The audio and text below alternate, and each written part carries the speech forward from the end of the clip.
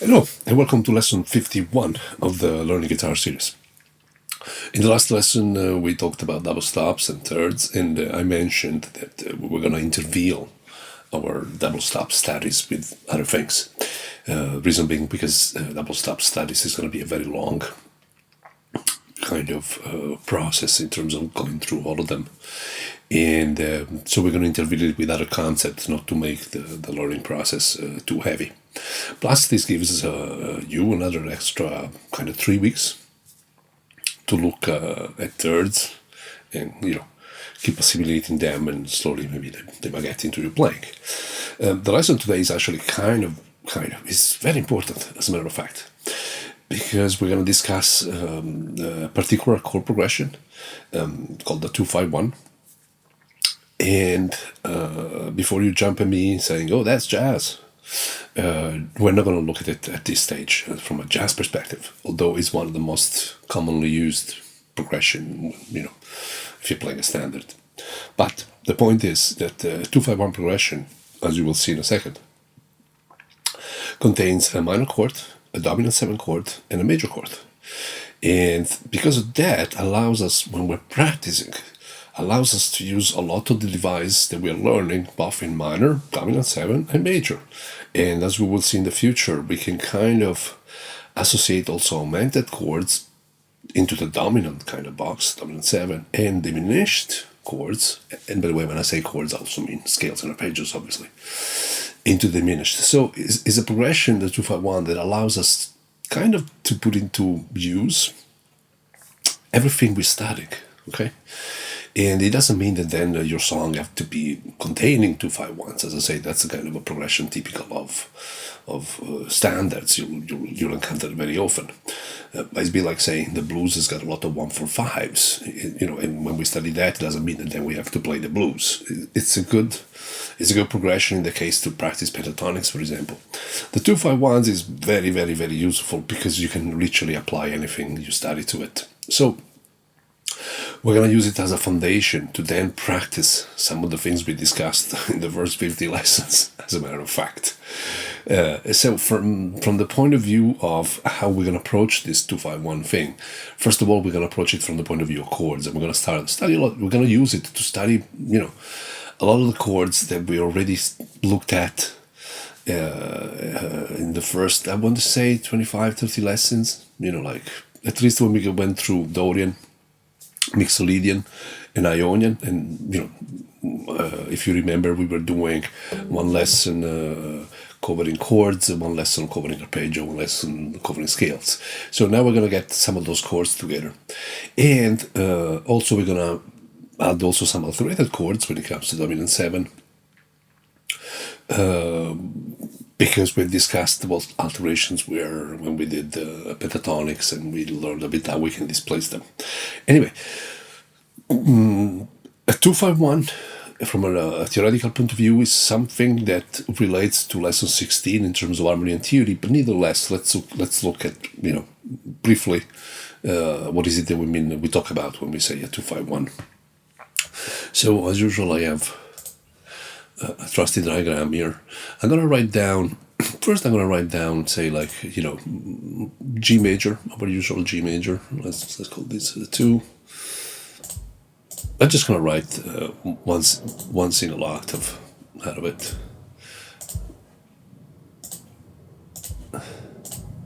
So this is a G Ionian scale, and if we think in terms of 251, what we're looking at are these 3 notes: 2, 5, and 1.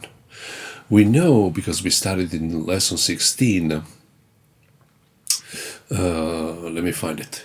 We studied in lesson 16 that, say, in the key of G, and the notes of the scale are obviously G, A, B, C, D, E, F sharp. The moment we harmonize it, so in terms of 251, we were looking at an A note, 5, we were looking at a D note, and the moment we harmonize it, so we go to this table over here, now we have suddenly A minor is chord number 2, D7 is chord number 5, and G major is chord number 1. In other words, the moment we harmonize this scale, we find out that if we wanted to play it in chords, the 251 of it would be A minor,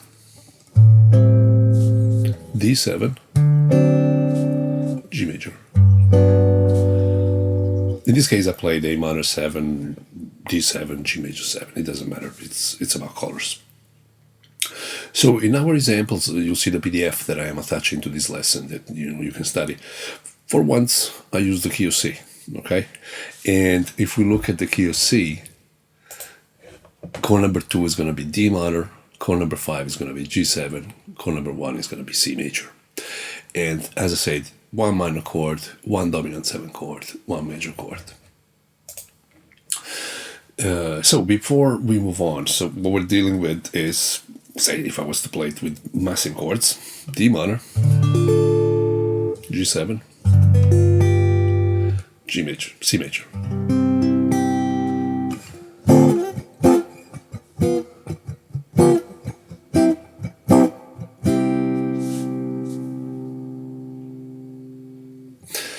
Now, let's have a look at, from a chordal point of view, how we can approach this. First of all, let's have a look at Dorian in terms of scale. You should remember this by now, but if you don't, it's good to recap it. So if I think of D Dorian, so D is going to be my root note, okay? My 1 octave scale is going to be 1, 2, flat 3, 4, 5, 6, flat 7. And that's Dorian, okay? If I think of G mixolydian, so chord number 5, that's the root note. It's going to be 1, 2, 3, 4, 5, 6, flat 7, 8. And if I think of Ionian, so C Ionian, 1, 2, 3, 4, 5, 6, major 7. Now, bear in mind that all these notes, all of them, if I was to put, the actual nominal notes, they all belong to C Ionian. There is no alterations whatsoever happening here. So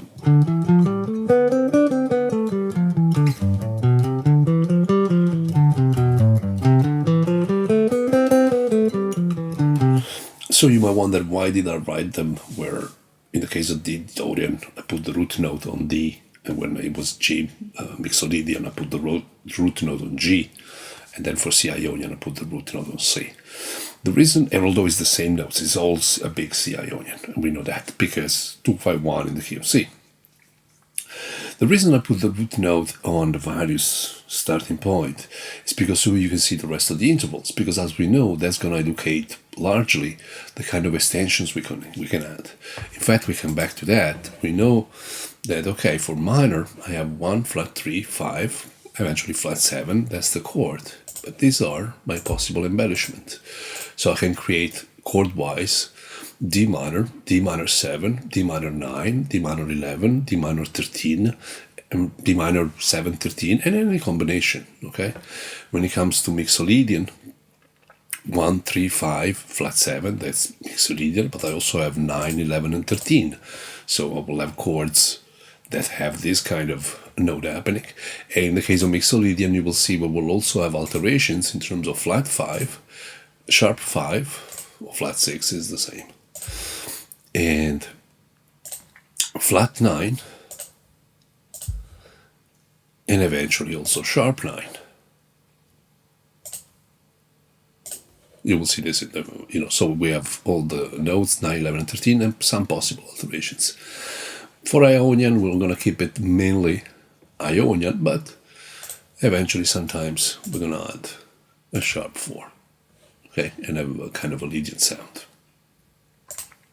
So that's the reason why, in terms of how I wrote the scale, Dorian mixolydian, I put the root note, okay, if it's D minor, the root note is on D. And I still use the notes for a C major scale, but as you can see, the interval come out differently and can show me things about what I can do on that chord. I hope it's kind of clear. I know modes can be very confusing because of this thing where at the end of the day, D minor, G7, C major is all, C Ionian, okay? But first of all, we're looking at it from an harmonic and harmony and theory point of view.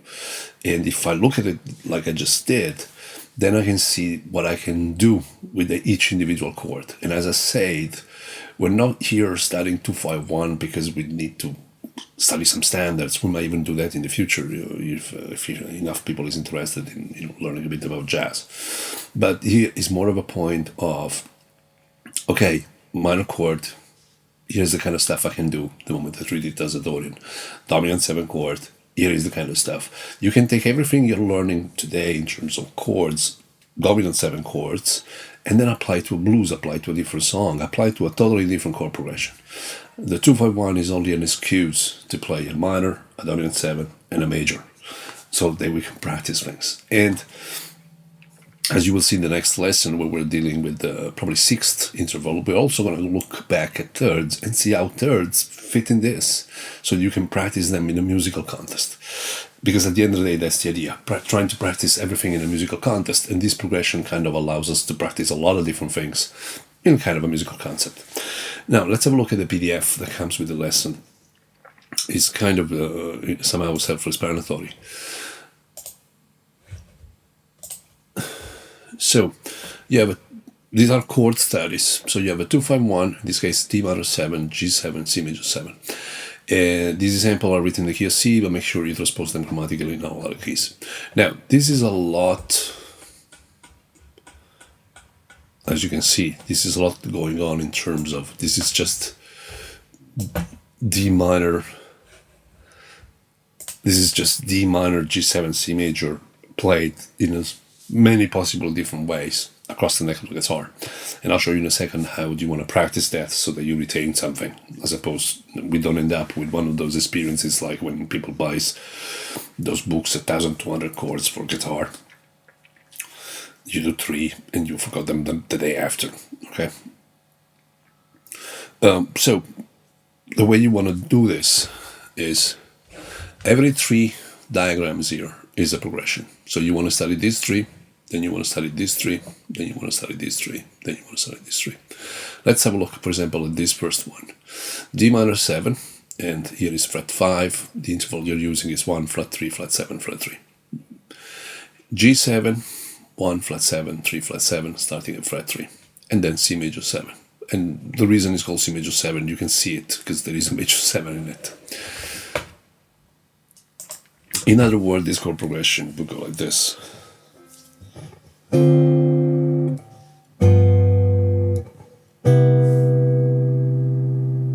So if before we looked at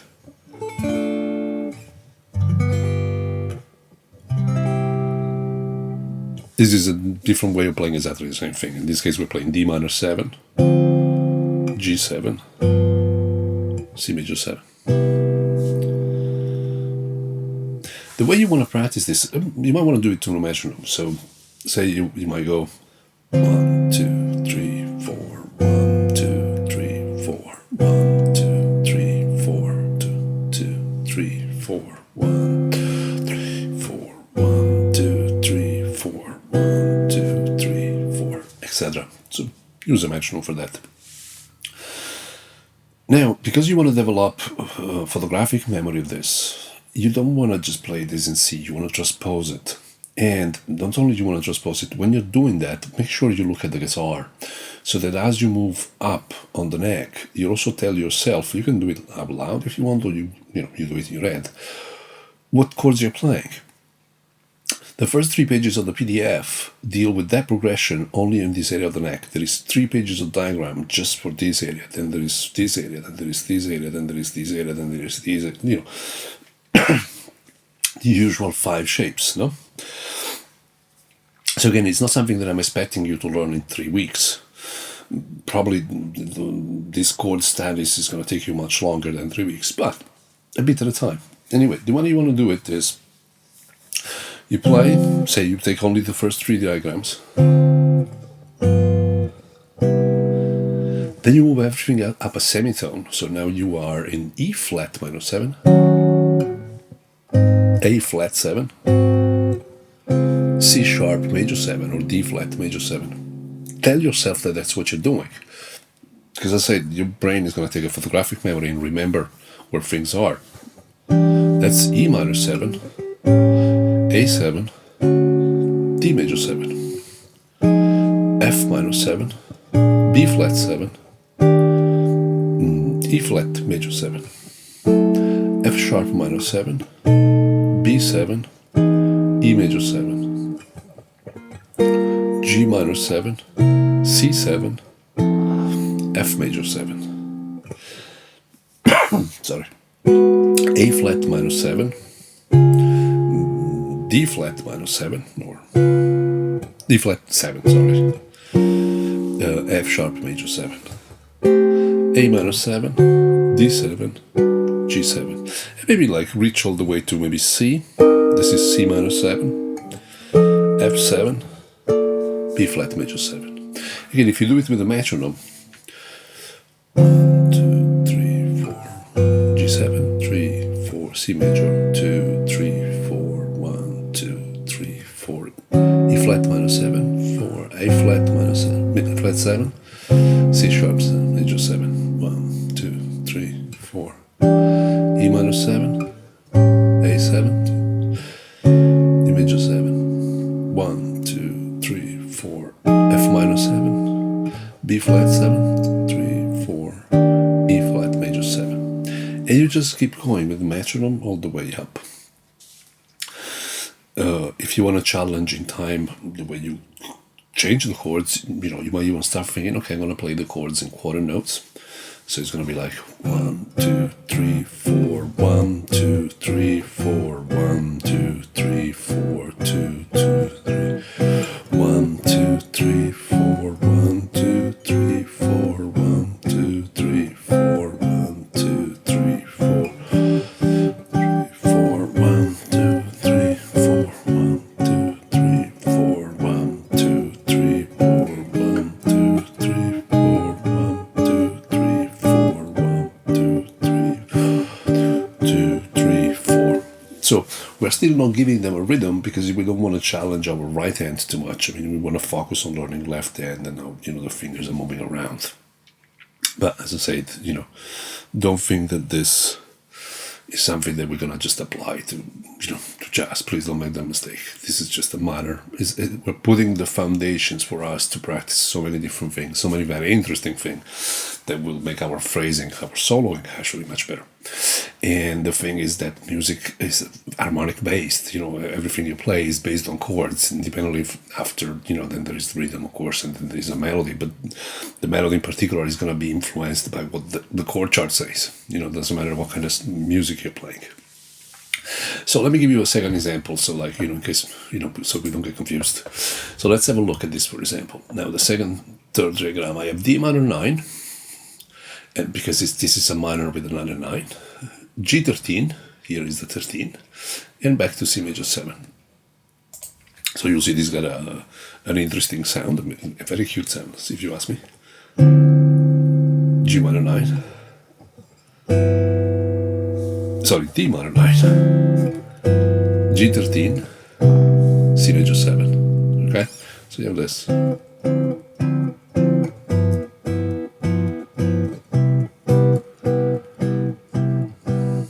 E flat minor 9, A flat 13, D flat major 7, E minor 9, A 13, and so forth and so on. Just keep going up and down. Try, in time, as I said, your brain will have photographic memory of those chord shapes.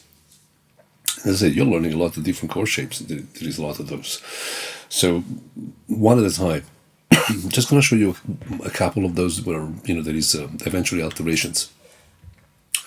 For example, this one, where you have D minor 9, G7 with a sharp 5. Remember, I showed you what that means, and then C major 9. The reason is major 9 because again we're adding a 9 to the chord. So in this case, you have D minor 9.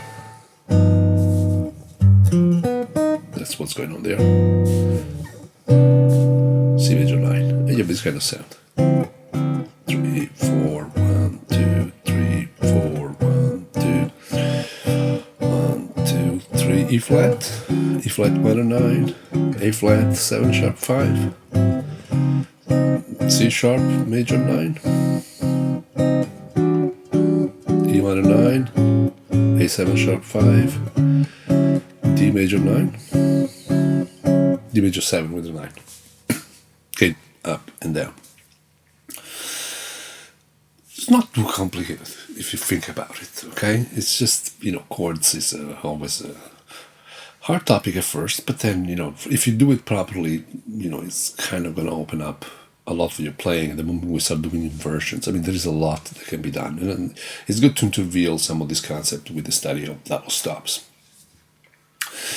So my suggestion is the PDF contains, I don't remember now exactly, I think the first 3 pages cover fret 3, basically, to fret 7. So everything is basically within the first 5-6 frets of the guitar. And then that's the first 3 pages, and then it moves up. So now you're looking at fret 5 to 9. I think there's a couple of pages of those. Then fret 7 to 11, 12. A couple of pages of those. And then you're moving, from fret 10 to kind of 9 to 15 kind of thing. 10 to 15, 9 to 15. And then last but not least, 12 to 15. What's going on there, basically, is looking at the 251 in terms of cage system. So in other words, we're looking at D minor using... that's the C form. Then you're looking at G7, you're looking at an E form, and C major, and you're looking at an A form. Then we're moving to the next fret, and we're looking at D minor, and this is a A minor form. Then you have G7, and this is a D form, and then C major. And this is like a G form. Then we're moving, following 2 pages, we're moving this area of the neck, and now you have D minor, and this is the G form. And G7, you have the C form, C major, and that's the E form. Then we move, we have D minor, that's the E form. G7 is the A form, and C major is the D form. Then last but not least, we have D minor, and is the D form. Then we have G7, it's literally the G form. Can't play like that, it's too hard. And then you have C major, and this is the C form. So those pages of chords will cover group of frets according to the forms I just described to you. That way, and say if all the music was just in D minor, G7, and C major, you would be able to play it all across the neck, no matter where you are. Okay, which is kind of important. So give these chord studies the attention they deserve. Okay, so 3 weeks is a good time to start looking at all of it, but keep doing them because it's going to take some time before all that stuff kind of sink in. And make sure you take group of 3 diagrams, which is basically D minor, G7, C major in the case, and transpose it. You don't want to end up where you think D minor and you visualize this straight away, so you're good at playing those kind of keys, but then if a chart says F minor, suddenly you're lost. Okay, in time instead you will see, okay, that's F minor, that's F minor, that's F minor, that's F minor, that's F minor. You want to be able, again, there is 5 positions, and what this exercise gives you not only is, we're not using the big form, we're actually using extensions. And if you understood the harmony theory behind the embellishment extension, for Dorian, you're going to come across minor 9, minor 11, minor 13. For Mixolydian, for dominant 7, you'll have, dominant 7, 9, 11, and 13s. And then also alterations, so sharp 5, sharp 9, flat 5, and flat 5, sharp 5, flat 9, sharp 9. And for major at this stage, we're using Ionian. Occasionally, you will find a sharp 11, a sharp 4s, which is kind of major with a Lydian kind of vibe. This is it, pretty much. This is going to be kind of a short lesson in a way, but there is a lot of practice attached to it. Next lesson, we're going to keep up with double stops, and we're going to look at interval of sixths. No, again, I'm kind of following an order of usefulness, although it really depends on the genre. But I'm sure you're going to enjoy learning about sixth double stops. And before I go, I would like to thank the people who are supporting this project on Patreon. You're making it happening. So thank you for your support. Of course, all the PDFs you're going to be able to download from Patreon. For those that don't know, it's a tiny contribution that keeps this project going. And as usual, if you have any question about anything, just feel free to leave a comment. I'm not going to do all that marketing blurb that everybody does about YouTube. I don't really care. I'm very thankful for the people who are supporting the project and happy to share, what I know with you. Thank you very much. Until next time. Bye.